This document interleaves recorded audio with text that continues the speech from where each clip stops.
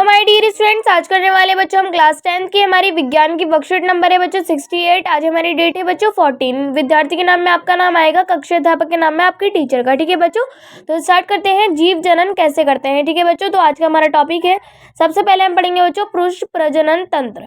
ठीक है, तो इसमें नर जन प्रजनन प्राणी में कुछ अंग जनन कोशिकाओं के उत्पादन में शामिल होते हैं और कुछ अन्य जो जनन कोशिकाओं को निश्चित निषेचन के स्थान पर पहुंचाते हैं। ठीक है, जनन कोशिकाओं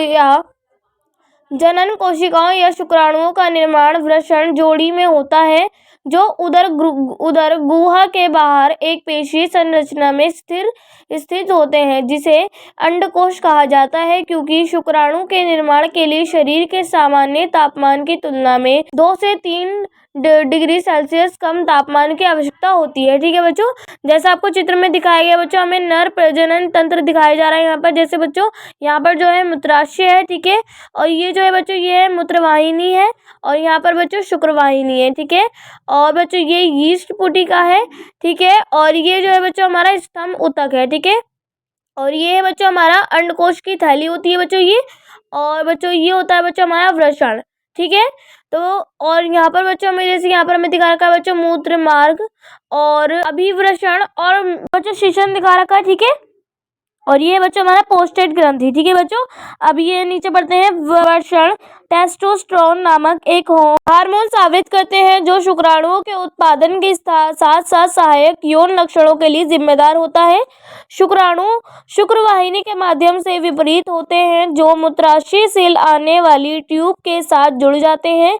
यह 3 ग्रंथियों वियपुटिका, शुक्राशय, पोस्ट्रेट और काउपर से सावर प्राप्त करता है, जो शुक्राणुओं की गति को आसान बनाने में मदद करता है और उन्हें पोषण भी प्रदान करता है।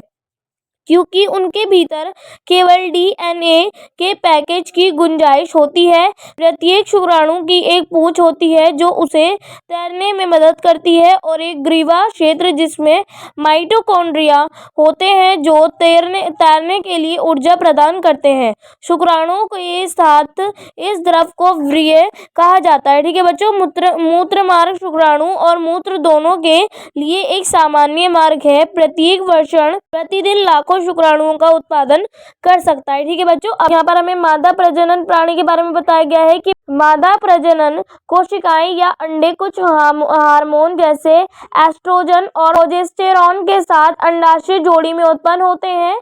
जब एक मादा का जन्म होता है तो अंडाशय में पहले से ही लगभग 1 लाख अपरिपक्व अंडे होते हैं, जिनमें से लगभग 20,000 यौवन तक पहुंचने से पहले ही पतित हो जाते हैं।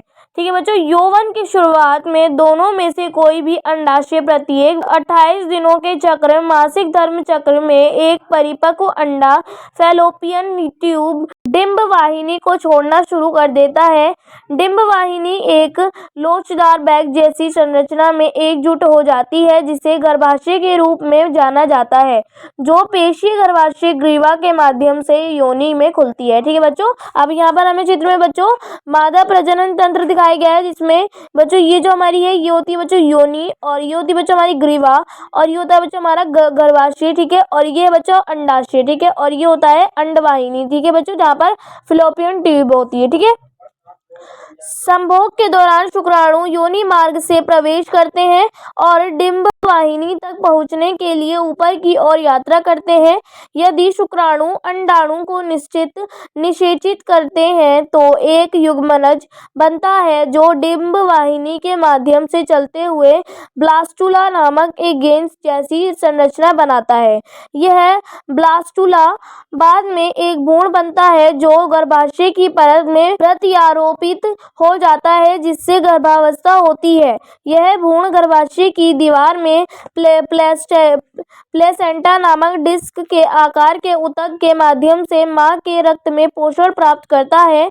इससे भ्रूण के ऊतक के किनारे पर विली होता है तक अब गर्भाशय की परत मोटी हो जाती है और बढ़ते भ्रूण को पोषण देने के लिए भरपूर मात्रा में रक्त की आपूर्ति की जाती है। मां की तरफ विली के आसपास रक्त के स्थान है, जो ग्लूकोज और ऑक्सीजन की माँ से भ्रूण तक जाने के लिए एक बड़ा सतह क्षेत्र प्रदान करते हैं और विकासशील भ्रूण द्वारा उत्पन्न अपशिष्ट पदार्थों को प्लेसेंटा के माध्यम से माँ के रक्त में स्थानांतरित करके हटा दिया जाता है। ठीक है बच्चों, अब यहाँ पर हमें सोचो और जवाब दो। ठीक है बच्चों, यहाँ पर हमें 3 क्वेश्चन दे रखे हैं बच्चों, तो कर लेते हैं। चलिए, तो बच्चों हमारा फर्स्ट क्वेश्चन है कि नर युग्मक भारी मात्रा में क्यों पैदा होते हैं, तो आप इसका आंसर लिखेंगे बच्चों।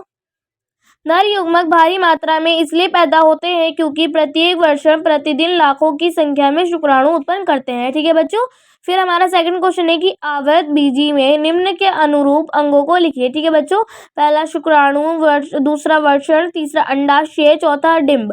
तो बच्चों आप इसका लिखेंगे, शुक्राणु का आप लिखेंगे परागकण, और वर्षण का आप लिखेंगे बच्चों पुंकेसर, और अंडाशय का लिखेंगे आप बच्चों पंखुड़ी, और डिंब का लिख देंगे आप बच्चों अंडा कोशिका। ठीक है बच्चों, फिर हमारा थर्ड क्वेश्चन है बच्चों कि प्लेसेंटा का क्या कार्य है, तो बच्चों आप इसका आंसर लिखेंगे प्लेसेंटा एक गर्भवती माँ में उपस्थित होता है।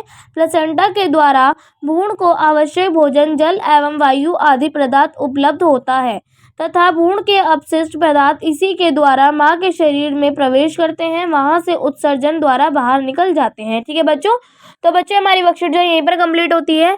आई होप आप लोगों को वर्कशीट अच्छे से समझ में आ गई होगी। तो बच्चों अगर आपने अभी तक मेरे चैनल को सब्सक्राइब नहीं किया है तो प्लीज़ मेरे चैनल को सब्सक्राइब कर लीजिए और बेल आइकन को ऑल पे सेट कर दीजिए ताकि मेरी आने वाली हर वीडियो का नोटिफिकेशन आपको सबसे पहले मिले। ठीक है बच्चों, और वीडियो को ज़रूर लाइक कीजिएगा बच्चों, और अगर आपको कोई भी प्रॉब्लम होती है तो कमेंट सेक्शन में आप मुझे कमेंट करके पूछ सकते हैं। ठीक है बच्चों, तो मिलते हैं नेक्स्ट वीडियो में, तब तक के लिए टेक केयर, गुड बाय।